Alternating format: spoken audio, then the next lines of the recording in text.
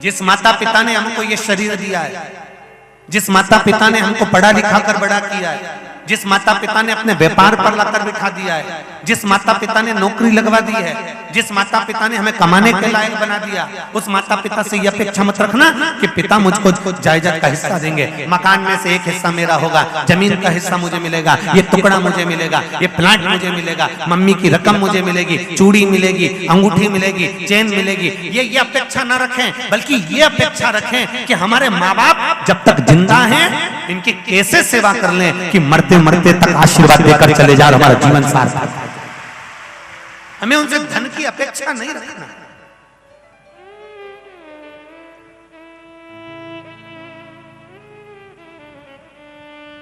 सच धज के दूल्हा जाता है और जरा सा लिफाफा अगर 500 का मिलता है तो उसमें मुंह फूल जाता है। यहाँ तो दरवाजे पे तो मुझे अंगूठी पहनाना थी, मुझे दरवाजे पर तो चेन पहनाना थी, मैं घोड़ी से उतरा था तो मुझे ये देना था। अरे किस चीज की अपेक्षा रखते हो?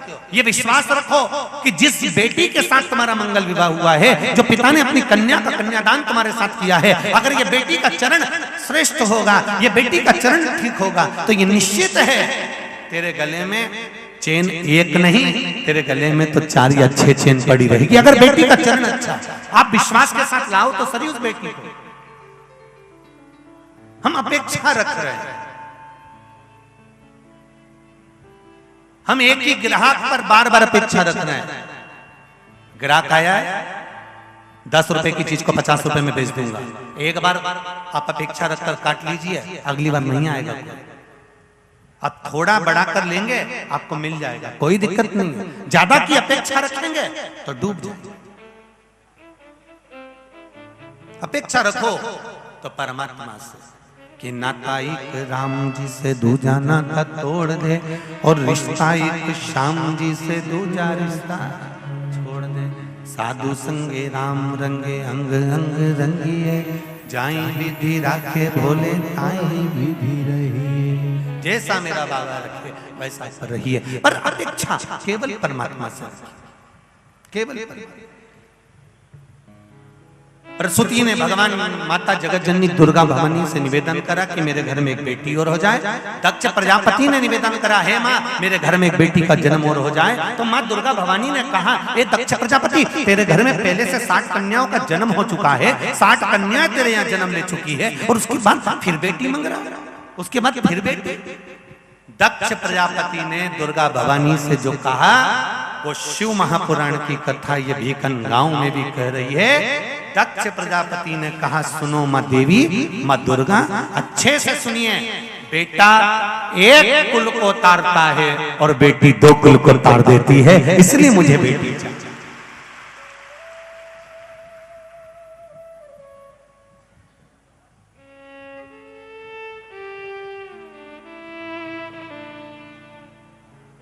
आज कहने में पीछे नहीं हटूंगा, भीकन गांव की धरा से। अच्छा लगे तो स्वीकार करिएगा भीकन गांव के लोग और जितने भी भाई आए, बेटे पर तुम्हारी निगाह होना चाहिए कि बेटा कहाँ जा रहा है, बेटा क्या कर रहा है। बेटे पर तुम्हारी निगाह हो, बेटी पर निगाह नहीं, बेटी का साथ तुम्हारे साथ होना चाहिए कि मेरी बेटी मेरे साथ है।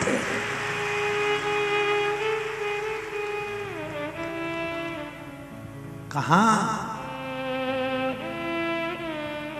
ये फिर कहेंगे ये क्राइम को, ये जितनी भी क्राइम हो रही है, कहीं बेटियों के साथ गलत कर्म हो रहा है, कहीं किसी के साथ गलत कृत्य हो रहा है, कहीं किसी ने मर्डर कर दिया, कोई ने सुसाइड कर लिया, कोई ने छोटी सी कन्या के साथ में गलत काम कर लिया, कोई ने मालूम पड़े कुछ गलत कर दिया। ये क्राइम को, ये होने वाले बेकार कर्म को, ये क्राइम को प्रशासन या सरकार कभी नहीं रोक सकता। इस क्राइम को सरकार नहीं रोक सकती, पर इस क्राइम को घर के माता पिता अच्छे से संस्कार देकर रोक सकते हैं। आप अपने बच्चों को अच्छा संस्कार दीजिए, आप अपने बच्चों को अच्छा समझाइए, सरकार निगाह रख सकती है, सरकार देख सकती है, ले जाकर अदालत में खड़ा कर सकती है, सब कुछ करेगी, पर इस क्राइम को रोकने का काम सरकार नहीं कर सकती। इस क्राइम को अगर रोकना है, गलत कार्य को अगर रोकना है, बेकार कर्म को रोकना है, तो हमें अच्छे संस्कार देना पड़ेंगे, हमें अच्छे संस्कार प्रदान करना पड़ेंगे, हमें अपने बच्चों को समझाना पड़ेगा, हमारे बच्चों को ज्ञान देना पड़ेगा। आज छोटी छोटी लड़कियां, कोई 3 साल की है, कोई 4 साल की है, कोई 2 साल की है, और उनके साथ गलत कृत्य हो जाता है, तो मतलब ये गलत कृत्य जो हुआ है, ये श्रेष्ठ संस्कार नहीं मिले हैं। अगर संस्कार श्रेष्ठ मिले होते तो गलत कृत्य नहीं होता।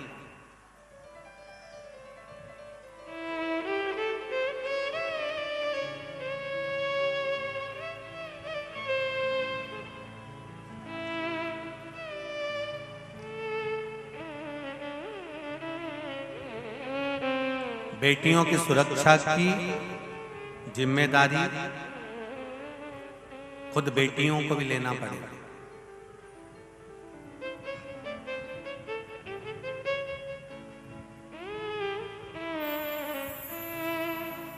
एक बात कहूंगा,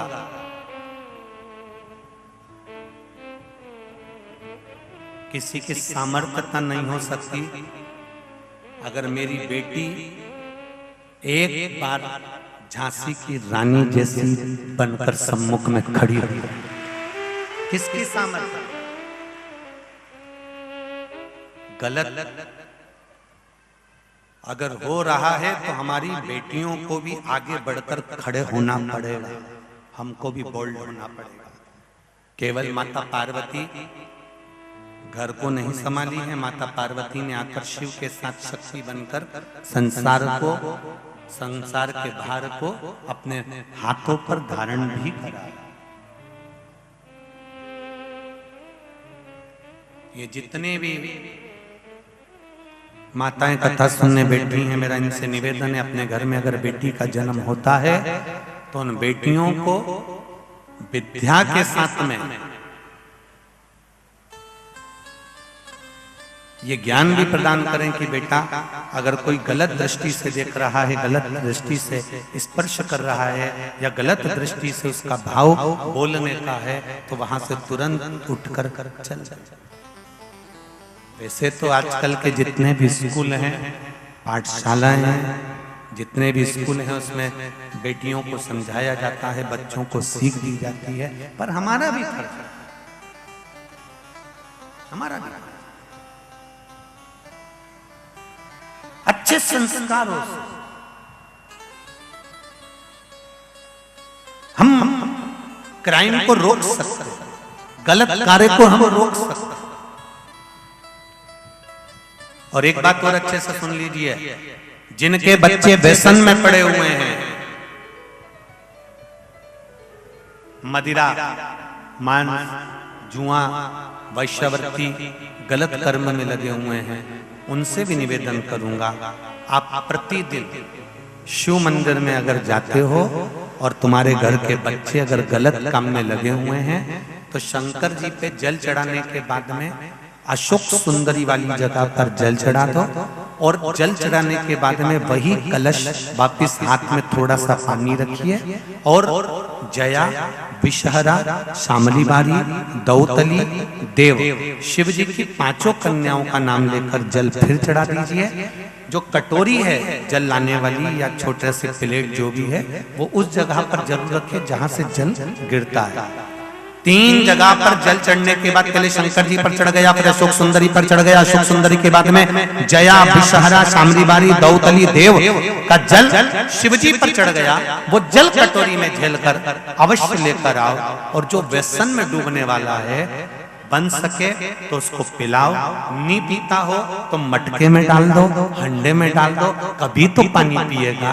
उससे ये निश्चित है कि धीरे धीरे उसका नशे की जो लत है वो धीरे धीरे छूटती चली जाएगी। अच्छे मार्ग,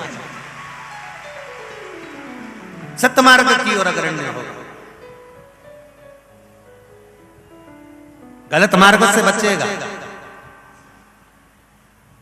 जो ज्यादा शोक में पड़ जाता है, एक दिन उसकी शोक सभा हो जाती है। गलत शोक में अगर पड़ गए हो तो एक ना एक दिन शोक सभा हो जाएगी, निश्चित है। सत्मार्ग की ओर निश्चित करें उसको।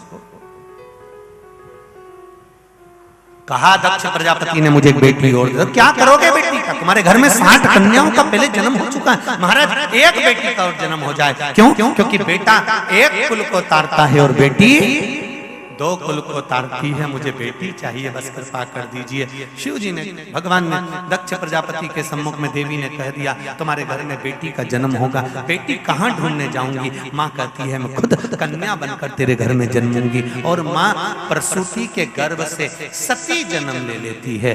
देखिए माता प्रसूति ने अपनी बेटियों को कितना संस्कार दिया होगा। माता प्रसूति ने अपनी कन्याओं को कितना संस्कार दिया होगा। माता प्रसूति ने अपने बच्चों को कितना ज्ञान दिया होगा कि आज जितने हॉस्पिटल हैं भारत की भूमि पर, उन हॉस्पिटल में जहां बच्चों का जन्म होता है उस जन्म वाले कमरे के ऊपर लिखा होता है प्रसूति कक्ष।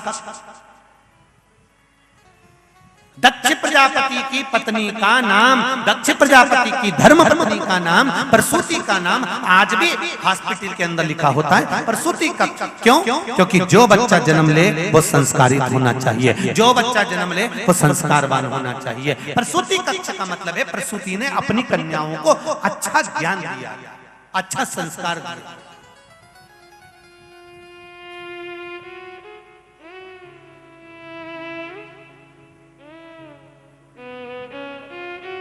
खूब पढ़ाओ बेटियों को, खूब पढ़ाओ बेटों को, दिल से पढ़ाइए, जितनी आपकी कैपेसिटी उसके अनुसार पढ़ाइए, खूब दिल से पढ़ाइए।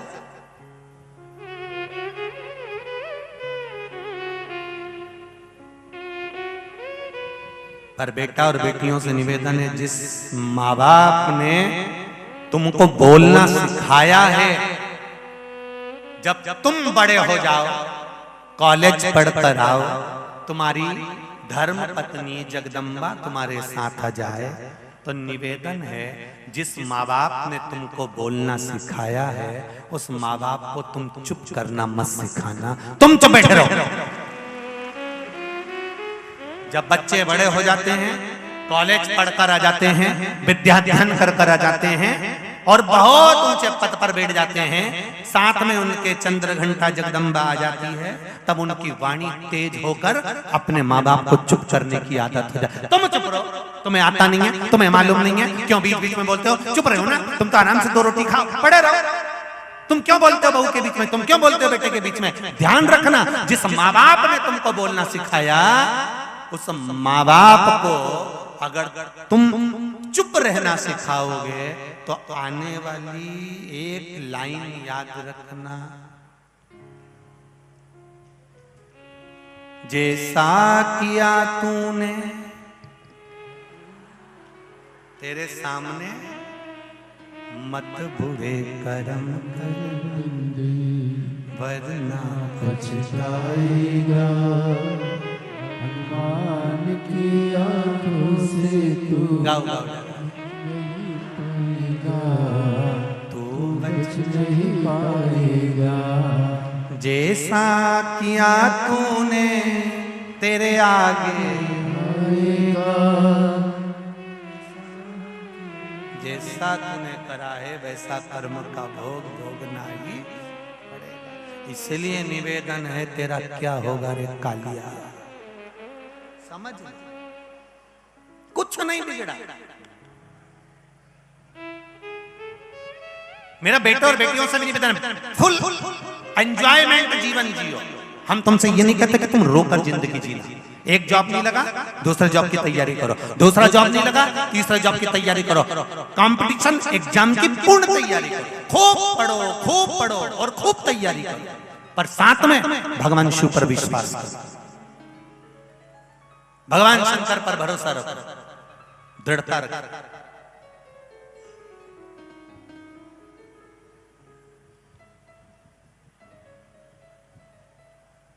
जब भरोसा, दृढ़ता, विश्वास बढ़ जाएगा, जैसे पत्र में लिखा था कि नेत्र में सरिया चले गया उसके बाद भी भगवान, एक पत्र और आया,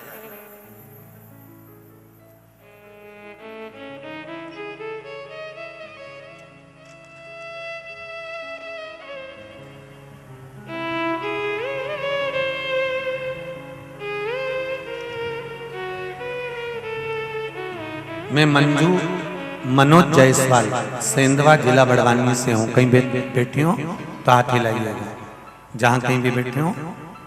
मैं मंजू मनोज जायसवाल, सेंधवा, जिला बड़वानी से हूँ। कहीं बैठे हो तो हाथ हिलाइएगा। आप ही हैं? दोनों हाथ हिला दो एक बार। श्री शिवाय नमस्ते। दोनों हाथ हिलाकर बोलो श्री शिवाय नमस्ते। मैं मंजू मनोज जायसवाल, सेंधवा, जिला बड़वानी से हूँ। अप्रैल 2022 में मेरे जेठ की नाक से इतना ब्लड आ रहा था कि हम लोग 1 महीने से काफी परेशान थे। बहुत सारे डॉक्टरों को बताया, फिर भी कोई आराम नहीं हुआ। डॉक्टर ने ऑपरेशन करने का बोल दिया। फिर मेरे पास में कुबेरेश्वर धाम का सीहोर का रुद्राक्ष पड़ा था।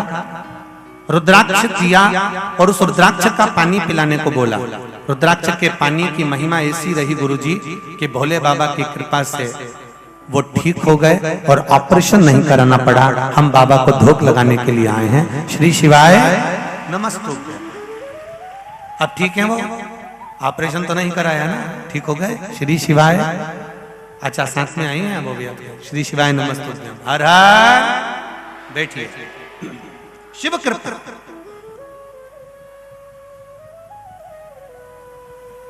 सीहोर का रुद्राक्ष जो कुबेरेश्वर धाम का है, वो रुद्राक्ष जो शिवरात्रि पर बाबा देवाधिदेव महादेव को 1 लोटे जल से सिद्ध करते हैं, वो साधारण नहीं है। एक पत्र और है, ये भी देख लीजिए।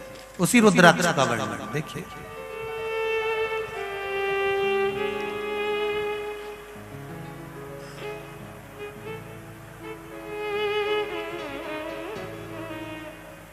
मैं निशा वर्मा, पति ओम प्रकाश वर्मा, ग्राम निमाड़ खेड़ी, बागरदा की रहने वाली हूँ। कहीं बैठी हो तो हाथ हिलाइए।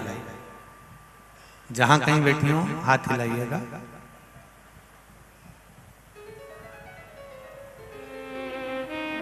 मैं निशा वर्मा, पति ओम प्रकाश वर्मा, ग्राम निमाड़ खेड़ी, बागरदा की रहने वाली हूँ। गुरुजी, भोले बाबा का क्या बखान करूं। लड़की 13 वर्ष की है, वो नवोदय स्कूल में पढ़ती है। एक बार हलचट वाले दिन पहली बार रात को 9:30 बजे उसको अचानक पेट में दर्द हुआ और अपनी बहन के वहां बड़वाह गई हुई थी। वहां हम दोनों बहनों को कुछ समझ में नहीं आ रहा था कि हम क्या करें। बहुत रात हो चुकी थी। तभी पड़ोस में से एक लेडी मेरी बच्ची के रोने की आवाज सुनकर रुद्राक्ष का पानी लेकर आई। हमने वह पानी पिलाया और उसके आधे घंटे बाद मेरी बच्ची को आराम तो लग गया, पर बाद में वापिस पेट दर्द होने लगा। फिर सुबह वापिस पेट दर्द हुआ। हमने डॉक्टर को दिखाया और सोनोग्राफी करवाई तो उसमें मालूम पड़ा कि उसके पेट में 2 पथरी हो गई है। एक साइड में 7 mm की और दूसरी 5-3 की। डॉक्टर ने कहा दवाई से नहीं गलेगी, ऑपरेशन कराना पड़ेगा और ऑपरेशन यहाँ नहीं होगा, इसको इंदौर ले जाइए। यह सुनकर हम बहुत घबरा गए और उसी दिन मैं उसके इंदौर ले गए। और आपके बताए अनुसार 9:15 वाला जो उपाय है रात्रि को करने वाला, वो उपाय हमने किया। कुंदकेश्वर महादेव का रुद्राक्ष का जल शिव को चढ़ाकर पूजन कर उस जल का पानी देना प्रारंभ करा। बाबा की कृपा ऐसी हुई गुरुदेव कि बच्ची को जब हम डॉक्टर को चेक कराने के लिए लेकर गए तो डॉक्टर ने कह दिया कि इसकी एक पथरी तो गल गई है और दूसरी बची है, तो दवाई से ठीक हो जाएगी, आप चिंता ना करें। ये शिव है। कई लोग कहते हैं कुबेरेश्वर धाम का रुद्राक्ष अभी वितरण नहीं हो रहा है। आपसे भी निवेदन है, आप सीहोर रुद्राक्ष के लिए ना जाएं, क्योंकि वहां पर अभी व्यवस्थाएं नहीं हो पा रही है, इसलिए रुद्राक्ष वितरण बंद है।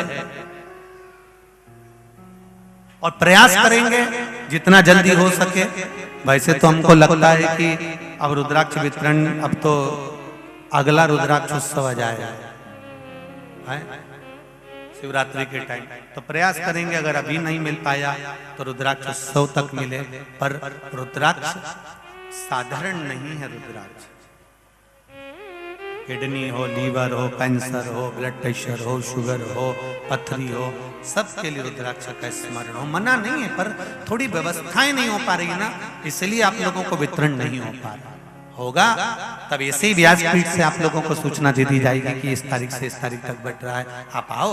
मना नहीं है, रुद्राक्ष बांटने में हमें कोई दिक्कत नहीं, परंतु व्यवस्थाएं नहीं है। अब यहाँ तो कितने कार्यकर्ता लगे हैं, अग्रवाल ये नागेश्वर महिला मंडल के इतने कार्यकर्ता, भोजन में कार्यकर्ता, यहाँ व्यवस्था वहाँ व्यवस्था में इतना कार्यकर्ता लगे रहते हैं। अब हम लोग कथाओं में लगे रहते हैं, उतनी व्यवस्था वहाँ हो नहीं पाती। तो जहाँ बाबा चाहेगा, अगर अभी नहीं मिल पाए तो प्रयास करेंगे कि जो अगला रुद्राक्ष उत्सव है उसमें मिले, पर मिले जरूर आपको। बिना रुद्राक्ष के रखेंगे नहीं, सब आपका है, सब आपको समर्पित है, ये निश्चित है, ये निश्चित है। शिव कथा कर रहे, ओगरदानी की कथा कर, बेटी का जन्म हुआ, सती मैया प्रकट हुई, शिव की भक्ति में माता सती लगी रही। शिव भक्ति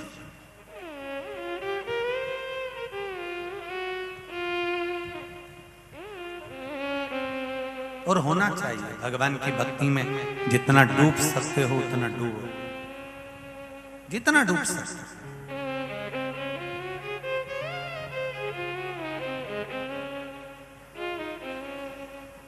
पेट पाप करवाता है और पीठ उसका बोझ ढोती है। ये हमारा पेट, मेरे बच्चों का पेट भरना है, परिवार का पेट भरना है, कुटुंब का पेट भरना है, रिश्तेदारों का पेट भरना है। ये पेट पाप कराएगा, झूठ बुलवाएगा, कपट करवाएगा, छल करवाएगा, बेईमानी करवाएगा, प्रपंच करवाएगा। पेट पाप पर पाप करवाएगा, पर इसका बोझ पीठ को ढोना पड़ेगा।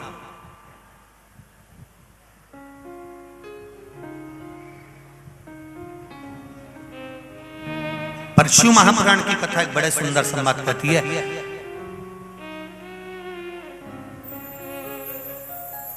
पुरुष के प्राण छूटे, ऊपर गया, ऊपर जाने के बाद में उसने कहा, मैंने झूठ बोला था दुकान पर बैठकर अपनी पत्नी और बच्चों को, मैंने कपट करा था दुकान पर बैठकर व्यापार में पत्नी और बच्चों के, मैंने छल करा था व्यापार में पत्नी और बच्चों के लिए। अगर मुझे नरक भेज रहे हो तो मेरे पत्नी और बच्चों को भी नरक भेजो। तब यमदूत कहेंगे, झूठ तूने बोला, कपट तूने करा, बेईमानी तूने करी, छल तूने करा, तो नरक भी तू ही भोग, कोई दूसरा नहीं भोगेगा। मेरा एक थोड़ा सा निवेदन प्रत्येक माताओं से है कि आपके पति बहुत मेहनत करते हैं, दिन भर दुकान पर रहते हैं, नौकरी में रहते हैं, सर्विस पर रहते हैं, काम करते हैं। मेरा माताओं से निवेदन है, आप प्रतिदिन अपने पति से एक बात जरूर कहो, निवेदन करूंगा, हो सके तो करना। अपने पति से एक निवेदन जरूर करो कि नौकरी पर जाने से पहले, दुकान पर जाने से पहले, व्यापार पर जाने से पहले, बिजनेस करने से पहले एक काम करा करो। सवेरे तुम स्नान कर कर आओ, भले कपड़ा पहनो, बाद में पहनो, तैयार हुए नहीं हुए, एक लोटा पानी धर्म पत्नी का फर्ज है, मटके में से भर के उसके हाथ में पकड़ा दे और के पास के मंदिर में जाकर चढ़ा कर जाओ। उसकी जिंदगी सफल। उसके पास में नहीं है समय, उसके पास में इतना समय नहीं है कि वो मंदिर जा सके, उसके पास में इतना समय नहीं है कि वो तुम्हारे अनुसार चल सके, पर तुम्हारे लिए कमा रहा है, तुम्हारे बच्चों के लिए कमा रहा है। तुम तो भोग का आनंद ले लोगे और आनंद से जिंदगी जी लोगे, पर जवाब उसको देना है। कम से कम रोज एक लोटा पानी अगर वो शंकर जी के मंदिर में चढ़ाएगा तो तुम भी अपनी जिंदगी को खुश रहकर जी सकोगे कि मेरा पति भी धर्म में लगा। घर के छोटे छोटे बच्चे हैं, उनको एक लोटा जल पकड़ाइए, जाओ बेटा स्कूल जाने से पहले। वैसे तो मेरे को विश्वास है कि बीकन गांव के भी छोटे छोटे बच्चे जल चढ़ा रहे होंगे। चढ़ा रहे हैं कि नहीं चढ़ा रहे? चढ़ा रहे ना। वैसे तो विश्वास करता है कि छोटे छोटे बच्चों को भी स्कूल जाने से पहले एक लोटा जल दीजिए, सारी समस्या का हल केवल एक लोटा, कहीं नहीं बचा। क्या करेगा वो एक लोटा जल? आप बच्चों को पढ़ा सकते हो, आप बच्चों को लिखा सकते हो, आप बच्चों को अच्छी ट्यूशन दे सकते हो, आप बच्चों को कलेक्टर एसपी सब बना सकते हो, पर बच्चे का भाग्य आप नहीं बना सकते। बच्चे का भाग्य जो एक लोटा जल उसने चढ़ाया है, ये निश्चित है वो एक लोटा जल उसका भाग्य बना देगा, भाग्य बना। आपका विश्वास, आपकी दृढ़ता, आपका भरोसा। भेजो शिव मंदिर, सबको भेजो। शिव कथा कर, सती मैया ने भगवान शिव की आराधना करी, कुंभज बाबा के यहाँ कथा सुनी, मन नहीं लगा, चित्त नहीं लगा। कुंभज बाबा ने सती मैया को प्रणाम कर लिया था। वक्ता, कथा कहने वाला, कथा सुनने वाले को प्रणाम इसलिए करता है क्योंकि वक्ता से बड़ा श्रोता होता है। वक्ता का क्या काम है? आया है तो 3 घंटा कथा कहना ही है, और श्रोता कितनी जल्दी आकर जगह संभालना, बैठना, घर परिवार छोड़कर कथा में बैठना, तो वक्ता से बड़ा श्रोता होता है। और श्रोता इसलिए भी बड़ा होता है क्योंकि श्रोता जमीन पर बैठता है। जो जमीन पर बैठता है, जिसके पास में जमीन होती है, लोग उसको जमींदार कहते हैं। तो आप सब जमींदार।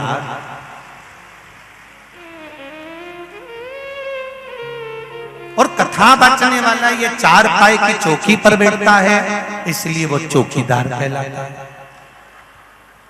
जमींदार में और चौकीदार में एक ही अंतर है कि जमींदार तो जमींदार है, उसका मन लगेगा तो बैठेगा, नहीं तो उठ के चले जाएगा। कई कई जमींदारों की मर्जी होती है तो जेब में से निकाल के मल भी लेते हैं, वो तो जमींदार है। और जैसे ही महाराज भजन गाए तो फटकी भी दे, और जैसे ही महाराज जी ने बोला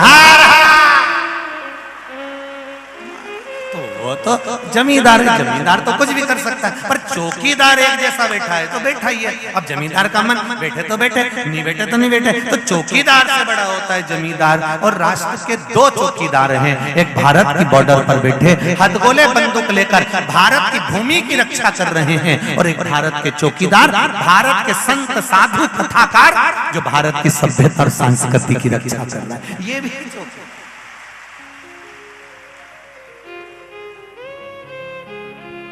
सती मैया को अच्छा नहीं लगा, वापिस आई, परीक्षा ली राघव जी की, घर आई, शिव जी ने मन से त्याग कर दिया। पिता के घर यज्ञ में जाने की कोई प्लानिंग नहीं थी, कोई विचार नहीं था। केवल बहुत सारे देवी देवता निकल के जा रहे थे, तो सब सती मैया के घर के द्वार से ही जा रहे। अच्छा एक बात बताओ, खरगोन जाने के लिए तो रोड 2-3 होगी, इधर से भी चले जाओ, पास में से रास्ता गया, यहाँ से चले जाओ, इनंग से चले जाओ, उनंग से चले जाओ। कोई जरूरी है कि जिससे तुम्हारी नींव पटे उसी के दरवाजे से जाओ? 33 कोटि देवता सब यज्ञ में जा रहे हैं, और सारे के सारे देवता यज्ञ में जा रहे हैं, तो कैलाश पर्वत के ऊपर से जा रहे हैं। कारण क्या था? क्योंकि सती मैया के यहाँ पत्र नहीं आया था, इसलिए बार बार उनके सामने से जान करके निकल कर जा रहे हैं, जिससे उनको ज्ञात हो कि तुमको नहीं बुलाया।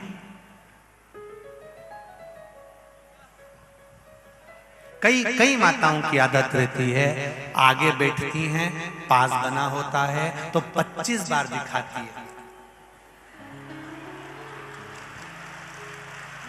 इनकी आदत है। ये भी 33 कोटि देवी देवता से कम थोड़ी ना।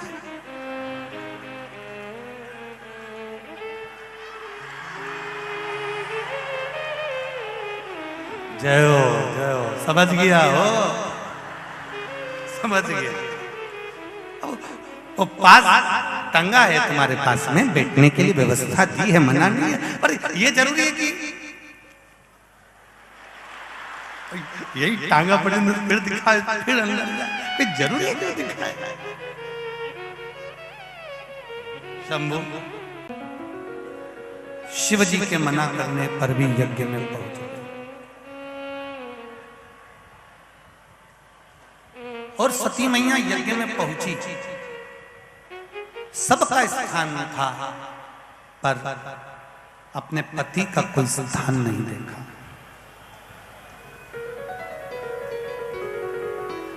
क्रोधित हो गई, यज्ञ की अग्नि में कूद कर प्राणों को त्याग दिया। हाहाकार मच गया। सब दूर खबर पहुंची, शिव जी के पास भी खबर गई कि सती मैया जलकर भस्म हो गई। ध्यान दो जरा, सती मैया को अगर प्राण त्यागना ही थे तो कहीं और जाकर प्राण त्यागते, पर सती मैया ने प्राण त्यागे तो यज्ञ की अग्नि में प्राण त्यागे। शिव जी को बड़ा बुरा लगा कि सती, बड़ी मुश्किल से तो कोई यज्ञ होता है, कोई अनुष्ठान होता है, कोई अच्छा कार्य होता है, और उस कार्य में भी अगर तुम अड़ंगा डालो तो ये श्रेष्ठता कहाँ है? भीकन गांव की एक बात सबसे अच्छी है कि यहाँ चाहे चिकित्सा वर्ग हो, चाहे पत्रकार वर्ग हो, चाहे राजनेता वर्ग हो, चाहे प्रशासन वर्ग हो, चाहे संपूर्ण समाज है, केवल एक ये नहीं कि ब्राह्मण क्षत्रिय वैश्य शूद्र, सभी समाज। ये चीज देखने को बीकन गांव में मिली कि इस कथा में सबका सहयोग मिला है, सबका सहयोग।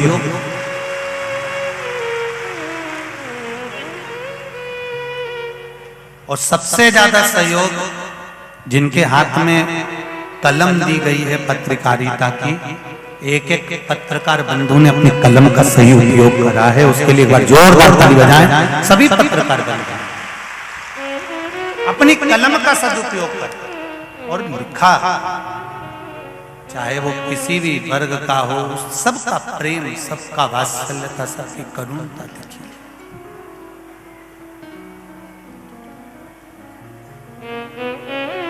और प्रश्न जब अपने नगर की बात का आए तो एक होकर आगे बढ़ना चाहिए, यही हमारा शिव महापुराण का वर्णन करता है। आगे बढ़ो, एक होकर बढ़ो। सती मैया, तुमने गलती करी जो यज्ञ की अग्नि में प्राणों को त्यागा, अगर और कहीं प्राण त्यागती तो चल जाता, पर सती तुम यज्ञ की अग्नि में कूदकर प्राणों को त्यागी हो, ये तुम्हारे अच्छी बात नहीं है। जब कोई अच्छा कार्य हो रहा हो, श्रीमद् भागवत हो, रामायण हो, गीता हो, शिव पुराण हो, यज्ञ हो, अनुष्ठान हो, कोई समाज वर्ग में कोई अच्छा काम हो रहा हो, किसी भी समाज का कोई भी अच्छा काम हो रहा हो, बन सके तो उसमें आगे बढ़कर हाथ लगाकर आगे बढ़ाओ, टांग अड़ाकर कार्य को रोकने का प्रयास ना किया जाए। ये चीज का स्मरण भगवान शिव ने सती को समझाया। सती, तुमने गलती कर दी, सती मेरा श्राप रहेगा तुमको। सती, तुम यज्ञ की अग्नि में कूद कर प्राणों को त्यागी हो, एक अच्छा काम हो रहा था उसमें तुमने अड़ंगा डाला है, इसलिए तुम्हारा अगला जन्म कोयल का होगा। तुम इतनी जल्दी मुझे प्राप्त नहीं कर सकती, तुम कोयल बनकर जगत में घूमोगी। सती ने हाथ जोड़ लिए, मेरी मुक्ति कैसे होगी? शिव जी ने कहा, जब 2 आषाढ़ पड़ेंगे और 2 आषाढ़ पड़ेंगे, जब अधिक मास पड़ेगा आषाढ़ का, उस समय पर कोकिला व्रत पड़ेगा। उस कोकिला व्रत में तुम मेरी आराधना करना, तुम मेरा अनुष्ठान करना। बीच में शिवरात्रि पड़े, उसका स्मरण करना। मैं स्वयं तुम्हें कोयल की योनि से मुक्त करूंगा और तुम पार्वती बनकर फिर मुझे प्राप्त कर लोगी। ये कोकिला व्रत की महत्वता है।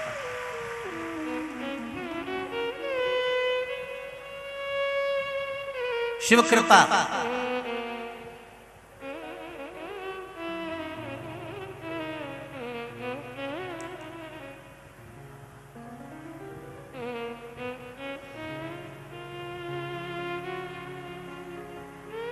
कितना सुंदर बात कही। संभल कर बड़ों को चलना चाहिए कि छोटों को? जल्दी उत्तर दो रे भिकनगांव वाले, बोलो जरा जल्दी। संभल कर बड़ों को चलना चाहिए कि छोटों को? बड़ों को चलना चाहिए। क्यों? बड़ों के पद चिन्ह पर छोटे चलते हैं। अगर बड़े ही गड़बड़ कर जाएंगे तो छोटे तो फिर धूल में जाएंगे।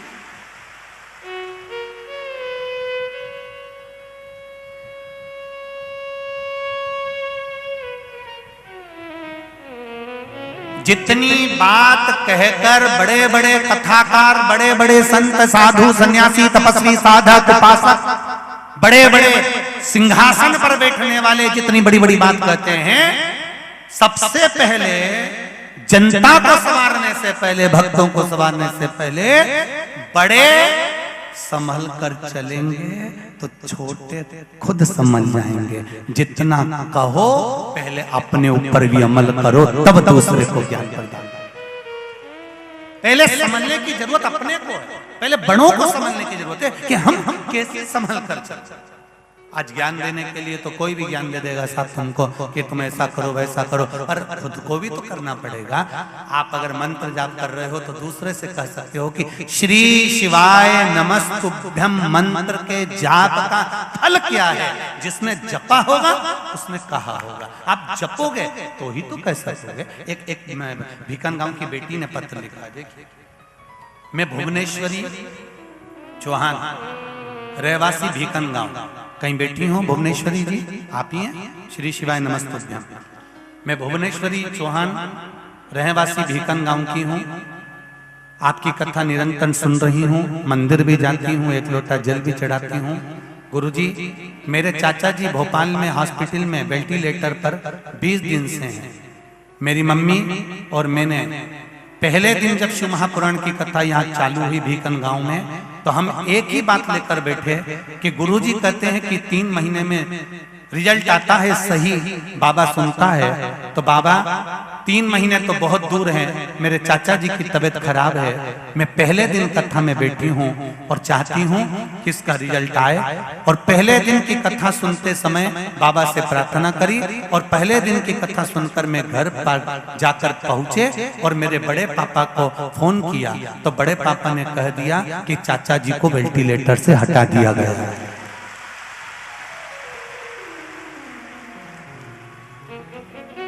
मेरे चाचा जी को वेंटिलेटर से हटा दिया गया है और बड़े पापा कह रहे हैं कि चाचा जी को होश आ रहा है, अब धीरे धीरे उनको पूर्ण आराम लगना चालू हो रहा है। ये शिव है। बैठो बैठो। श्री शिवाय नमस्ते। मैं भिकनगांव की बेटी हूँ, भुवनेश्वरी चौहान मेरा नाम है। गुरुदेव, कोई मुझसे पूछे कि शिव महापुराण की कथा सुनने का फल क्या है, तो मैं कह सकती हूँ 1 दिन की कथा से वेंटिलेटर पर से हटाया जा सकता है। तो ये निश्चित है कि शिव तत्व में वो सुख है, शिव तत्व में वो आनंद है। किस्मत वाले हो भिकनगांव के जितने लोग इस कथा को सुन रहे हैं, बहुत बहुत भाग्यशाली हो साहब। क्या मिलेगा और मेरा भोलेनाथ क्या देगा ये तो वही जान सकता है। हम तो नहीं कह सकते, पर इतना विश्वास कहता है शिव महापुराण का कि जहां जहां कथा का स्मरण, अब पत्र में लिखकर भेजिएगा, जरूर हम सुनेंगे उसको। भेजा है? देव जरा माइक पहुंचाओ, जल्दी पहुंचाओ। क्या होता है माइक पहुंचाने में समय बहुत लगता है, तो इतनी कथा रह जाती है। जल्दी पहुंचाओ। श्री शिवाय नमस्तुभ्यं। शंभु शरणे। बैठे बैठे एक दूसरे को देते जाओ, हाँ देते जाओ एक दूसरे को। घड़ी दुख काटो, दया दर्शन आपो, शंभो शरणे पड़ी, मांगो घड़ी रे घड़ी, दुख काटो, दया करी दर्शन आपो। श्री शिवाय नमस्तुभ्यं। श्री शिवाय नमस्ते गुरुजी। कहाँ से आए आप? हम शिरपुर से आए, महाराष्ट्र से। जी, क्या नाम है आपका? मैं ममता राजपूत बोल रही हूँ। जी बोलिए। हाँ, गुरुजी काफी दिन से मन था कि आपकी कथा सुने, हर रोज सुनती हूँ। जी। खाना बनाने के लिए भजन सुनना, कथा सुनना, बस यही काम रोज करती हूँ। जय हो, जय हो। पहले दिन से सोचा था कि मैं बिक्कन गांव में कथा सुनने आऊंगी, मगर कुछ प्रॉब्लम के वजह से मैं आ नहीं सकी गुरुजी। जी। आज तो ऐसा आना हुआ कि मेरे बेटे का बर्थडे है आज। जी, बधाई मैं आपको। आपको निवेदन करना चाहती हूँ गुरुजी के मेरे बेटे को आपके पास आने दो, व्यासपीठ पर जरूर आशीर्वाद दे दो। जरूर जरूर बस यही बोलना है बात। जरूर। श्री शिवाय नमस्ते। नमस्ते। बैठिए, विराजिए। आपके बेटे को भेज दीजिए, जरूर मैं कार्यकर्ताओं से कहूंगा, जरूर वो आए। श्री शिवाय। शंभु शरणे मांगो घड़ी दुख काटो दया करी मैं दर्शन आपो। शिव कृपा होती ही ऐसे। आप दिल से, हृदय से, चित्त से, मन से भगवान की भक्ति का स्मरण तो करो। सुने ना, शिव कथा कह रही है। कोयल के रूप में सती मैया का अवतार हो गया। कोयल बनकर भ्रमण करती रही मां सती। और कोयल बनकर जब माता सती भ्रमण करती रही, घूमती रही माता, और माता सती जब कोयल बनकर भ्रमण करती रही, घूमती रही, समय आया, अधिक मास का महीना आ गया, 2 आषाढ़ पड़ गए, कोकिला व्रत पड़ गया।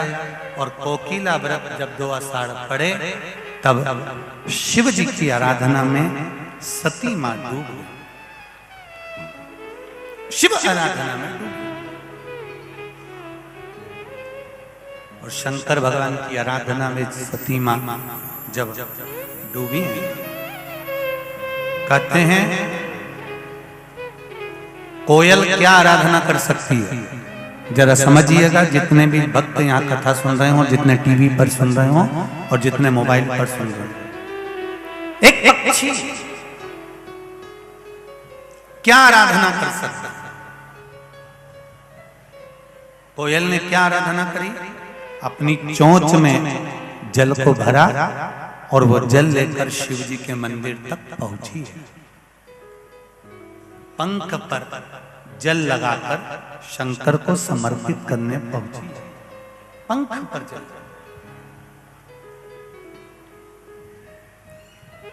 क्या हुआ?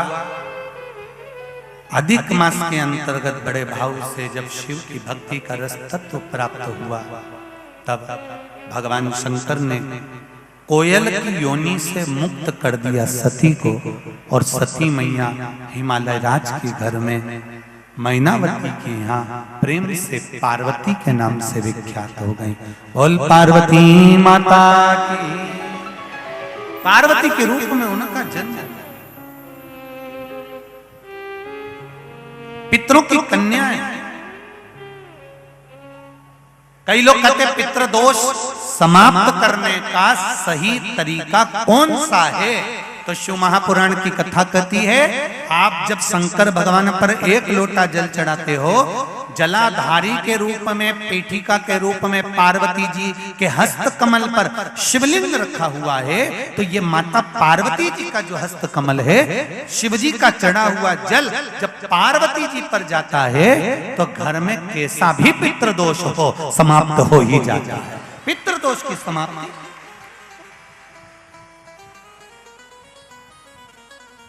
कैसा भी पितृदोष वो समाप्त हो जाता है।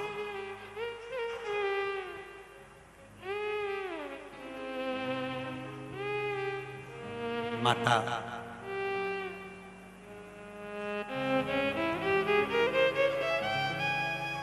पार्वती जी का प्रागट्य हुआ, जन्म हुआ। और पार्वती जी के जन्म के बाद में देवऋषि नारद का आगमन हुआ। देवऋषि नारद ने आकर पार्वती जी के भाग्य की सराहना करी और कह दिया कि इनके भाग्य में जो पति लिखा है, तो नग्न वैशधारी, भस्मी रमाने वाला, जटा जूट बांधने वाला, जटाएं पहनने वाला पति मिलेगा। मैनावती ने विचार कर लिया कि मैं अपने पुत्री का विवाह नहीं करूंगी।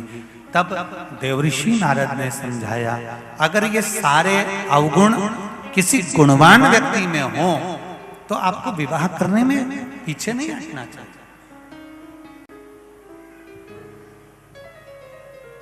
फिर विवाह करने में पीछे ना, ठीक है। विवाह की ठानी, और विवाह की जब ठानी तब किसके साथ विवाह किया जाए? शिव जी के साथ। पर हिमालय राज ने तो विचार कर लिया था कि भगवान विष्णु के साथ बेटी को ब्याहना है।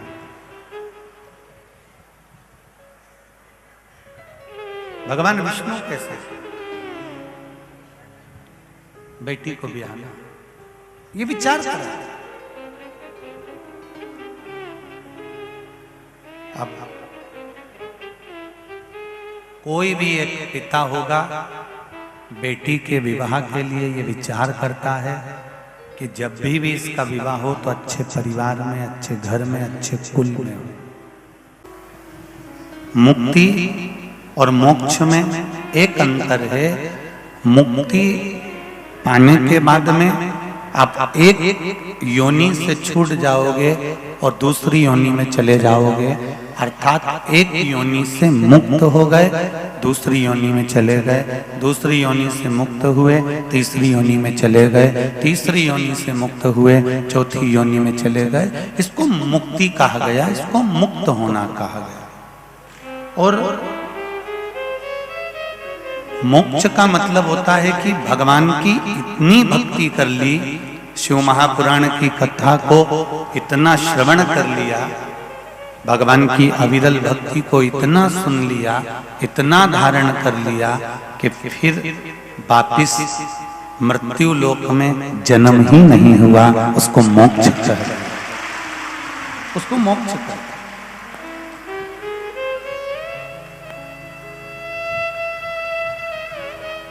हमारा बार बार जन्म ना हो, वो मोक्ष है। हमें केवल मुक्त नहीं होना कि इस योनि से छूट गए, दूसरी योनि में चले गए, दूसरी योनि से छूट गए, तीसरी योनि में चले गए। कितनी बार कपड़े चेंज करेंगे, कितनी बार कपड़े बदलेंगे, कितनी बार काया बदलेंगे अपनी। हम कितनी बार रूप बदल बदल कर, कभी चींटी, कभी झिंगुर, कभी इल्ली, कभी पक्षी, कभी पशु, कभी जानवर के रूप में कब तक जन्म लेते रहेंगे? कब तक?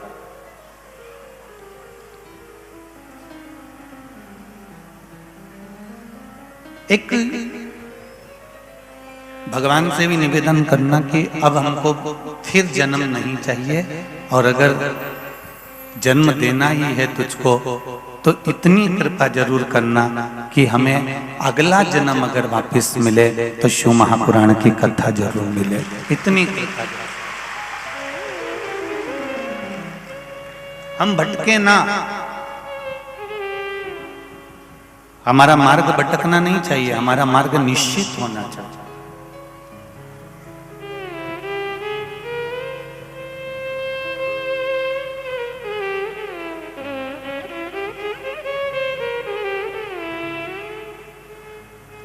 बीकन गांव में हड्डी जोड़ने वाले डॉक्टर साहब हैं क्या? अरे बोलो तो जम के। नहीं, खरगोन में तो होंगे, हैं? खंडवा में भी होंगे, हमारा सीहोर में भी है, इंदौर में भी है, सब दूर। सरकारी हॉस्पिटल में जाकर देखना और हड्डी के वार्ड में जाकर देखना, जिन जिन की हड्डी टूटी होगी और जिन जिन को पट्टा चढ़ा होगा उसमें से एक भी आंख का अंधा नहीं होगा, सब आंख वालों की टूटती है।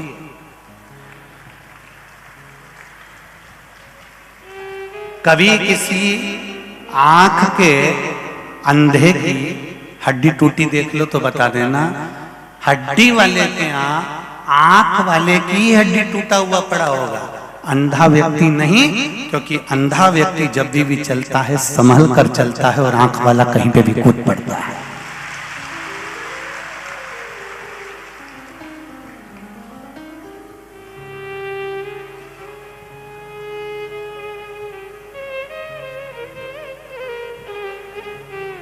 तुम सरकारी अस्पताल में जाके देखना, किसी आंख जिसकी नहीं है, जिसके नेत्र नहीं है, जो आंख से अंधा है, उसकी हड्डी टूटी हुई नहीं मिलेगी, क्योंकि वो जब भी चलता है तो उसको मालूम है कि संभल कर चलना है, इसलिए वो कहीं गिरता ही नहीं है। और उसने अपने हाथ में एक डंडा पकड़ कर रखा है, एक छड़ी पकड़ कर रखी है, वो छड़ी से टच करते करते जाता है, इसलिए कहीं गिरता नहीं है। आंख वाला व्यक्ति, जिसकी आंख भगवान ने इतनी जोरदार बटेर जैसी दी, सब कुछ देख सकता है, उसके बाद भी ना जाने कहाँ गिर जाता है, पड़ जाता है, कहाँ टपक जाता है और हड्डी टूट जाती है। उसका एक कारण है, अंधे व्यक्ति के पास में एक छड़ी है, उसी तरह आंख वाले के पास में भी शिव नाम की एक छड़ी होना चाहिए, वो गिरता नहीं, फिर नहीं गिरेगा।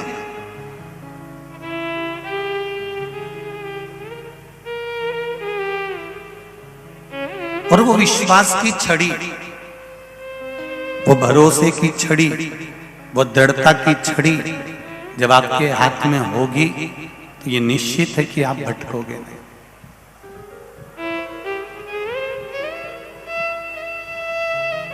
आंख वाला आदमी कहीं पर भी गिर जाता है, पर नेत्रविहीन आदमी कहीं पर नहीं गिरता, क्योंकि वो संभल कर चलता है।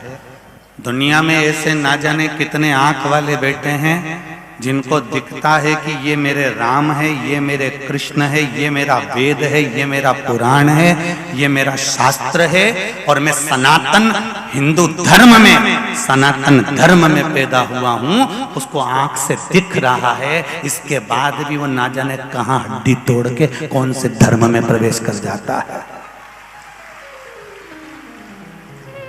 नेत्र दिए हैं परमात्मा ने, कोई कितना भी लालच दे, कोई कितना भी लोभ दे, वो कितना भी तुमको समझाए कि नहीं साहब सनातन धर्म को छोड़ो, हमारे धर्म में आ जाओ, इस धर्म को छोड़ो उस धर्म में चले जाओ, इस धर्म को छोड़ो उस धर्म में प्रवेश कर जाओ। आज के जमाने में जो धर्म परिवर्तन हो रहा है, इस पर विशेष ध्यान है कि भगवान ने हमको आंखें दी है, परमात्मा ने हमको नेत्र दिए हैं, उस नेत्रों से हम देखकर समझें कि हमारा पिता हमारा है, हमारी माता हमारी है, और ये मातृभूमि हमारी है जिसका हमको स्नेह है।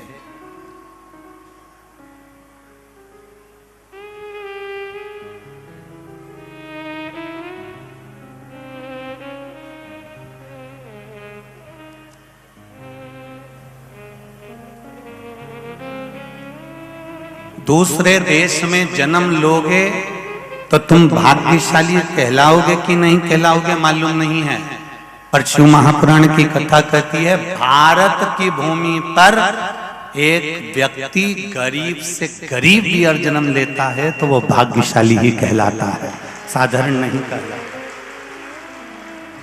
भारत की भूमि पर, मातृभूमि पर जो जन्म लेने वाला है वो भाग्यशाली है। क्यों भाग्यशाली है, उसका भाग्य क्यों प्रबल है? तो कहा ये भारत की भूमि सभ्यता और संस्कृति की देने वाली है, संस्कारों की देने वाली है। ये भारत की भूमि हमें ज्ञान प्रदान करने वाली है। सारे वेद पुराण शास्त्र पूजन पाठ अर्चना स्मरण ये सब हमारी भारत की भूमि से प्रकट होता है और जनमानस तक पहुंचता है। दुनिया के लोग चाहे इसको ढोंग समझ लें, चाहे दुनिया के लोग इसको ढकोसला समझ लें, पर भारत की भूमि ने हमेशा संस्कार प्रदान करे हैं, भारत की भूमि ने हमेशा सभ्यता प्रदान करी है, भारत की भूमि ने हमेशा ज्ञान प्रदान करा है। ये भूमि कोई साधारण नहीं हो सकती। हमारे यहाँ एक एक पूजन, चाहे वो कार्तिक महीने की पूजन हो, चाहे वो चतुर्थी की पूजन हो, चाहे पंचमी की पूजन हो, चाहे एकादशी की पूजन हो, चाहे छठ की पूजन हो, जो अभी छठ की पूजन गई, हमारे संपूर्ण भारत में निवास करने वाले, बिहार में रहने वाले बिहारी भाइयों ने, माताओं ने कितने प्रेम से छठ की पूजन करी। कोई साधारण सी पूजन है ही नहीं।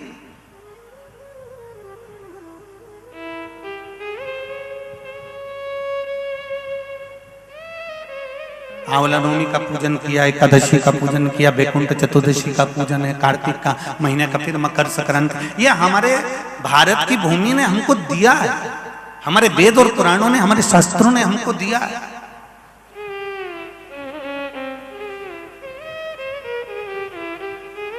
और दुनिया के लोग इसको भले फिर वो गलत समझे, चाहे वो कुछ भी समझे।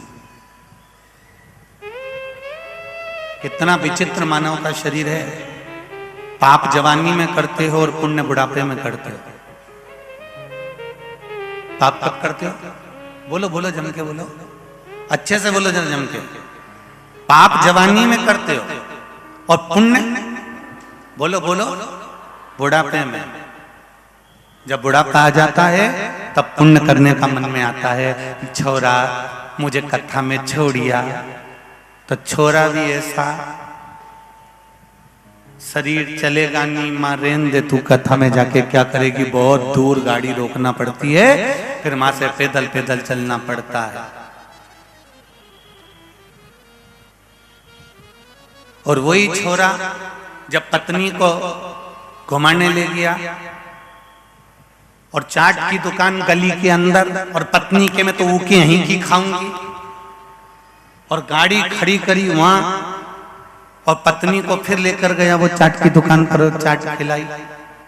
अर्थात शिव महापुराण की कह रही है कथा, बचपन परमात्मा को दे दीजिए, जवानी परमात्मा को दे दीजिए, अधेड़ी परमात्मा को दे दीजिए, बुढ़ापा अपने आप परमात्मा संवार देगा। आपको टेंशन करने की जरूरत नहीं पड़ेगी, चिंता करने की जरूरत नहीं पड़ेगी। कई लोगों ने ये प्रवचन सुना तो उसमें कहा, महाराज जी आप कहते हो बचपन भगवान को दे दो, जवानी भगवान को दे दो, अधेड़ी भगवान को दे दो, तो क्या हम नर्मदा जी के घाट पर जाकर बैठ जाएं, गंगा जी के घाट पर जाकर बैठ जाएं, या यमुना जी के घाट पर जाकर बैठ जाएं, या सरयू जी के घाट पर जाकर बैठ जाएं? शिव महापुराण की कथा जितनी बार सुनी होगी, हर बार एक ही बात कहा, ना तुम्हें नर्मदा के घाट पर बैठने की जरूरत है, ना तुम्हें गंगा के घाट पर बैठने की जरूरत है, ना तुम्हें किसी तीर्थ में जाकर तपस्या या साधना करने की जरूरत है, क्योंकि हमारे वेद और पुराण कहते हैं सबसे बड़ा आश्रम होता है गृहस्थ आश्रम। तुम कहीं मत बैठो, पर जब तुम्हारे नगर में कहीं शिव महापुराण की कथा हो तो 3 घंटा जाकर बैठो, उतना ही बहुत है। भगवान का भजन केवल छोटे रूप में थोड़ा भी करा है तो उसका फल मिलता जरूर। पर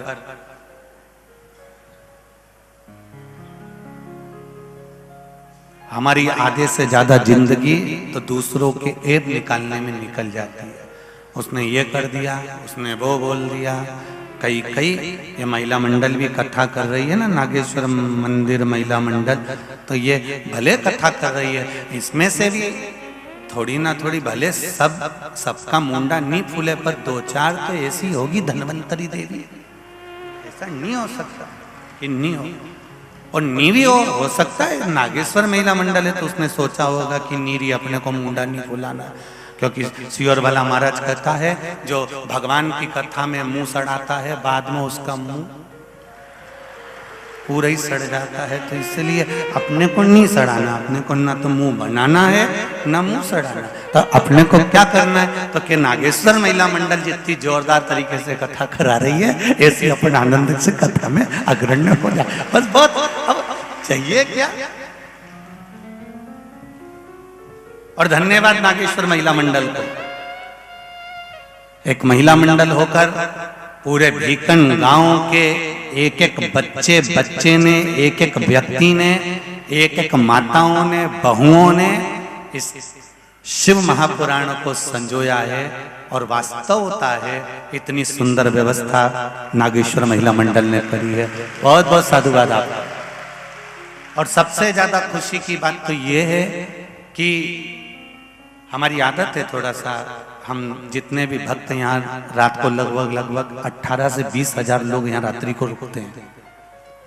आप लोगों में से अगर भीकन गांव के लोगों से निवेदन है, अगर आप दिन में कथा में नहीं आ सकते तो रात्रि में आके एक बार जो रात को रुकते हैं उनके भजन और कीर्तन का आनंद जरूर लेकर जाना, ये कभी नहीं मिलने वाला। जो रात को माताएं रुकती हैं और अपना अपना ग्रुप बनाकर खूब भजन करती करती नाचती हैं। भले उनके पास ढोलक नहीं होता, नगाड़ा नहीं होता, मंजीरा नहीं होता, पर अपनी मस्ती में वो देखने लायक होता है। और ये आपको कभी नहीं मिल सकता। ये मौका मिला है भीकन गांव वालों को, इसलिए उसका आनंद जरूर लेना। 18 से 20,000 लोग यहाँ रात्रि को रुकते हैं, और 20,000 लोग जब रात्रि को रुकते हैं, उनके चेहरे की प्रसन्नता बताती है कि उनको नाश्ता मिला कि नहीं मिला, चाय मिली कि नहीं मिली, उनको भरपेट भोजन मिला कि नहीं मिला। कई लोगों के पास में हम हमारे कार्यकर्ताओं को भेजते हैं और वो मालूम कर कर आते हैं। सबके चेहरे पर प्रसन्नता रहती है कि महिला मंडल ने बहुत अच्छी व्यवस्था करी है। बहुत साधुवाद। और यहाँ से जो जाने वाले भगत रहते हैं उनके लिए पूरी रोड पर कई समितियों ने, कोई प्रसाद बांट रहा है, कोई कुछ बांट रहा है, कोई कुछ बांट रहा है, पूरी समितियों ने। और विचार करो भीकन गांव वालों कि कार्तिक का महीना मिला है, जो सबके मुख झूठा कराने का तुम्हें मौका मिला। दुनिया अनुकुट करती है या अनुकुट से बड़ा जो आपको मौका मिला। धन्य आप लोगों को बहुत बहुत साधुवाद। शिव करता है, इसी को विश्वास करता है। और मेरा निवेदन, भीकन गांव की कथा को देखकर, जो ये कथा तो 7 तारीख को विराम हो जाएगी, 9 तारीख को कथा हनुमान मंदिर गुड़ियारी रायपुर छत्तीसगढ़ में प्रारंभ हो जाएगी। जो 9 तारीख से 5 दिन की कथा आपको मिली है, 9 से 13 तारीख तक 1 बजे से 4 बजे तक आस्था चैनल पर आएगी। दही हांडी मैदान हनुमान मंदिर गुड़ियारी रायपुर छत्तीसगढ़ में जो कथा हो रही है, उनसे भी निवेदन है कि महिला मंडल को देखकर थोड़ा सा सीखना कि एक के चेहरे पर सल नहीं आया, और बड़े प्रेम से आप भी रायपुर में कथा कराओ तो किसी के चेहरे पर सल नहीं होना चाहिए। आप दिल से कराइए।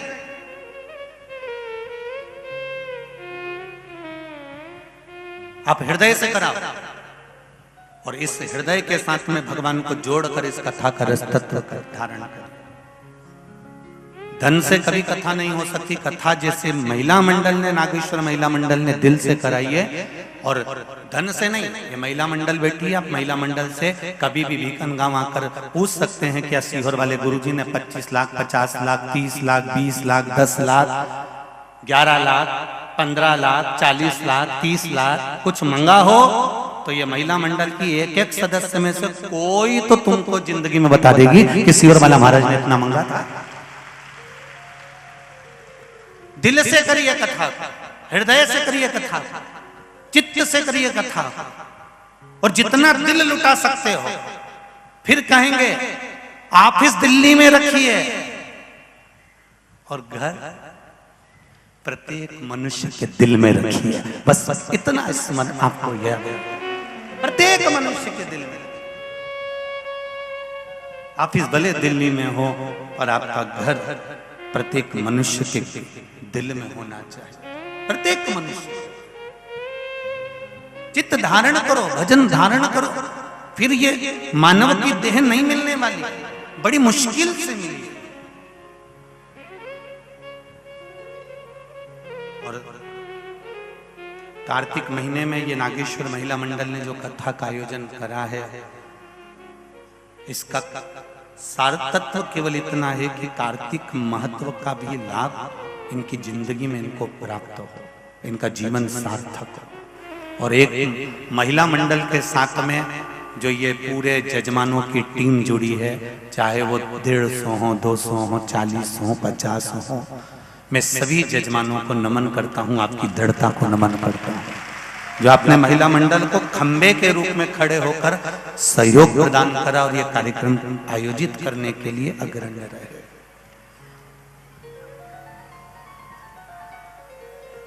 कईयों के मन में ये भी आता है कि गुरुजी हम जजमानों से मिलते नहीं हैं। हम पहले भी व्यासपीठ से बोल चुके, एक तो मोबाइल हम ज्यादा चलाते वलाते नहीं, ये लोग दिखाते हैं, देख लेते हैं। दूसरा, हम किसी से ज्यादा मिलते नहीं।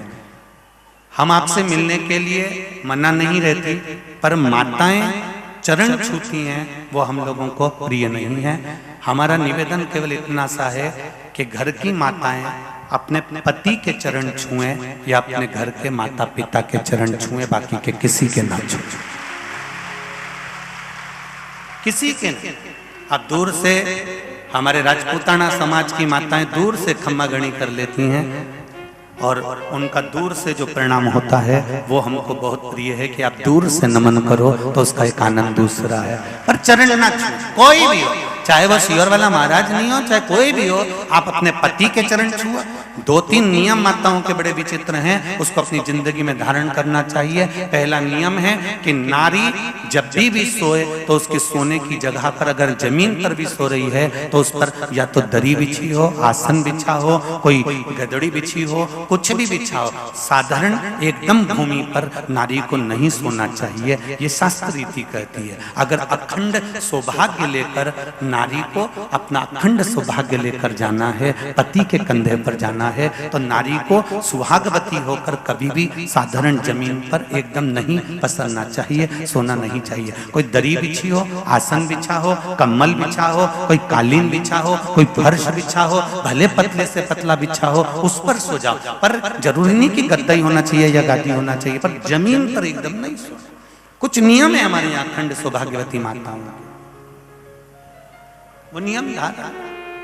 प्रणाम करो, खूब आराम से करो, पति चरणारविंद का स्मरण करो, उनको प्रणाम करो। घर के बुजुर्ग हैं उनको नमन करो। शिव कथा कर एक दृढ़ता, एक भरोसा और एक विश्वास।